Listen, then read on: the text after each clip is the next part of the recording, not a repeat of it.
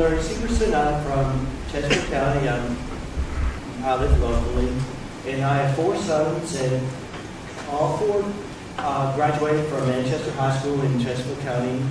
All 4 joined the military, 2 Army and 2 Navy, and the years that they were graduating, that was from 1989 to 1989 to 1997, the military picture looked a lot different, and at the time, my family at least thought that the military was an okay option for young men and women.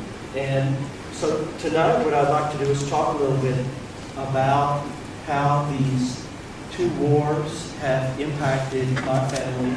And the important thing I want everyone to take away from this is that after you hear my family story isn't atypical. There are some families whose stories there are a lot of families impacted more than my family. But of my 4 sons, my 3rd son, Brian, was in the Navy, and he was on a submarine, and he got claustrophobia, and he got out, so he was not deployed, but he got out in 95. But my sons, Brandon, Brent, and Bryce, between the 3 of them, they had 8 deployments during these wars. And I'll talk about each one and let you know what's happened with their family, and then I'll talk about what's happened with my wife and me, because it's something that it impacts the whole family. And with my oldest son, Brandon, he's in the Army. He's still in the Army. And he was in the invasion forces for Iraq in 2003. And when Ronnie mentioned the tanks going into Baghdad, Brandon was actually one of the tankers that went into Baghdad. He talked about how, just as an aside, he talked about how they were on flatbed trucks until they got to the suburbs, and then they took the tanks off so that when they drove into Baghdad, it'd be more of an oppressive. It'd be more oppressive to the locals to see U.S. might by having tanks roll into the city. But they usually don't like tanks on those streets because they can't maneuver very well. But anyway, my oldest son Brandon was one of those tankers that went in for the fall of Baghdad. And so he was there in 2003. He went to Afghanistan in 2009 for a year. And then in 2013, he was in a rapid deployment, and he went to Kuwait.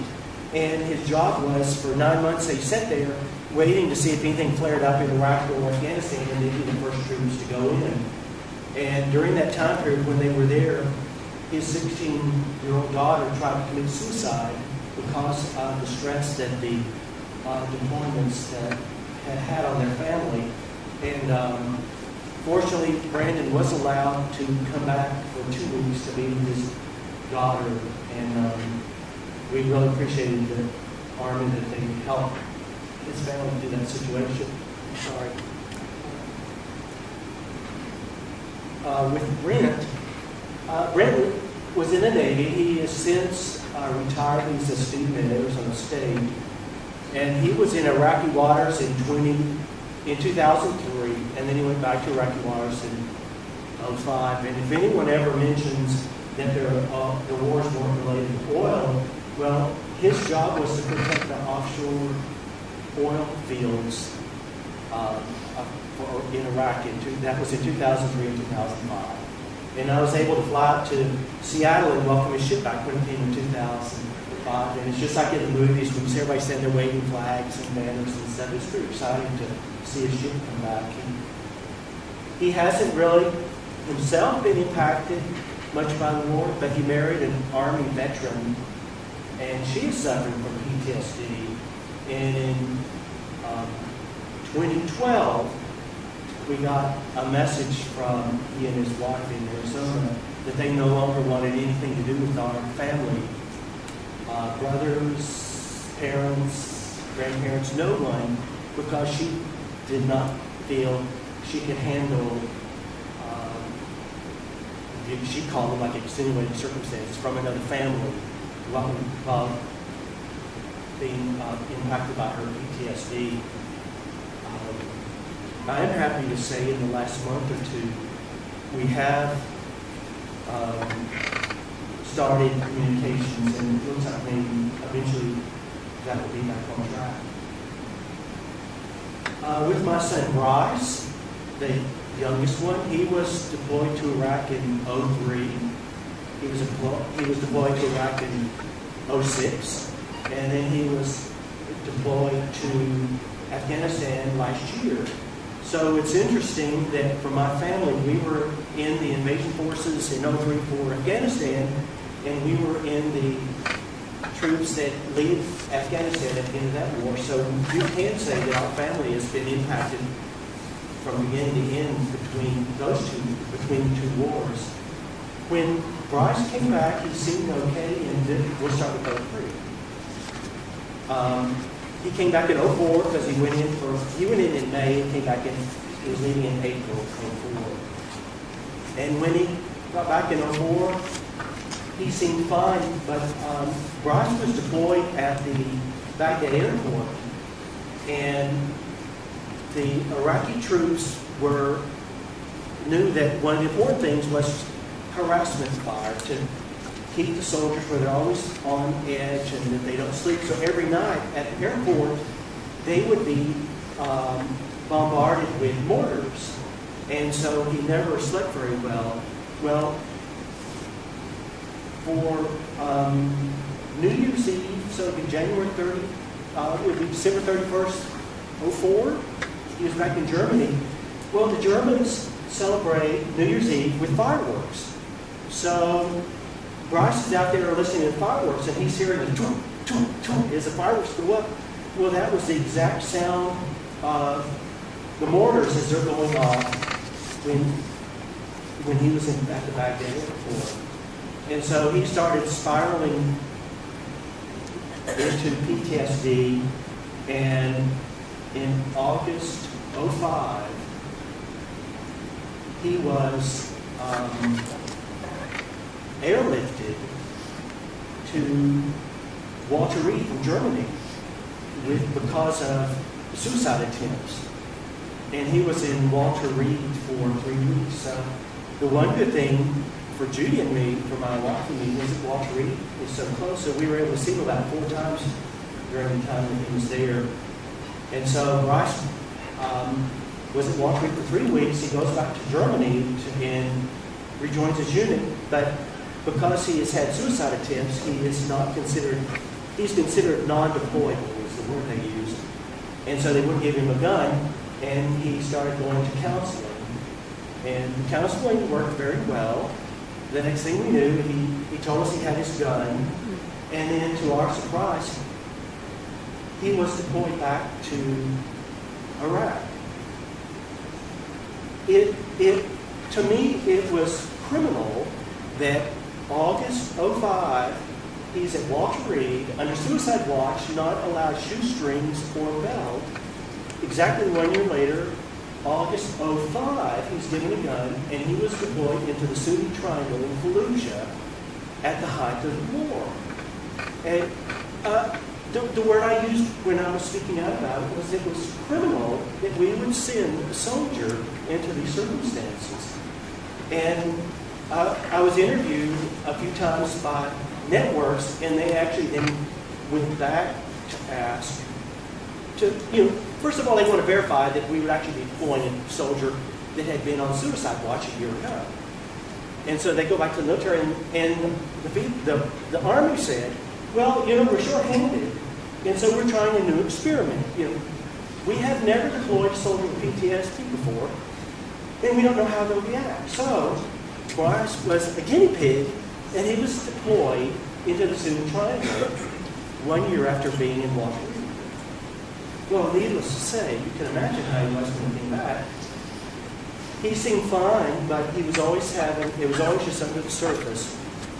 And in January 2010, we get a phone call on a Thursday night, it's like 11 o'clock, that Bryce is at a mental institution in Oklahoma, again under suicide watch.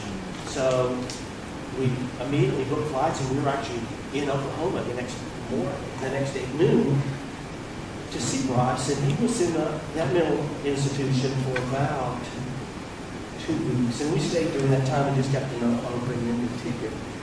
And because of the last bout with PTSD, his wife of 10 years, they were married in 2000. This was not 2010. She said that was it. And so soon after that, they divorced.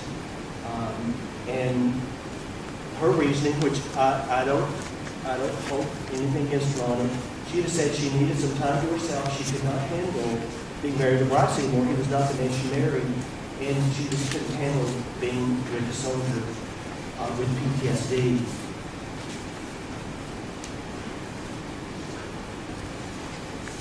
Since 2010, Bryce has married a very sweet lady with 3 children, and she's active in the Army.